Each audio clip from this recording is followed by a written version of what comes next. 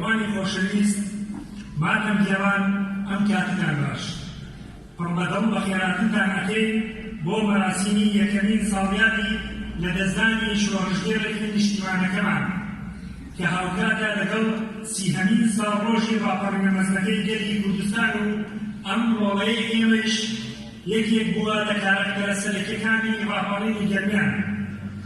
خۆشەویستانمان، ئامادەبوونی ئێوە لەم زەمانیە لەباری تەندروستیەدا نیشانەی بێزانین و ڕێزگرتنە لە خەباتی ئەو مرۆڤە دانسمانەی هەموو تەمەنیان لە شۆڕش و خزمەتکردنی میلەتدا گوزەران.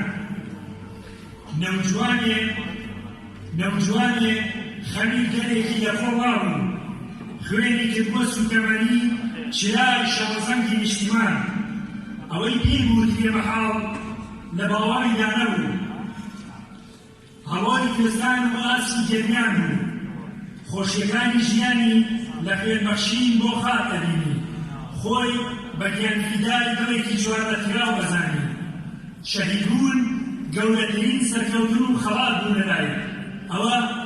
ئەوە شێخی پێشمەرگە و پارتیزانی گەرمیان بوو. ئەو لە قوتابخانەکەی یەکێتی نیشتیمانی کوردستاندا خوێندکاری شەهید حاکم شێخ ئەمین بوو. بۆیە لەگەڵ گەورەدا گەورە و لەگەڵ مناڵدا مناڵ بوو. شەهید حەمەڕەش مامۆستای خەبات و پارتیزانی بوو. بۆیە لەگەڵ هاوڕێ پارتیزانیەکانی کوردیان لەسەر ڕەگیدا بە ڕۆسوتاوەکان ڕواندەوە.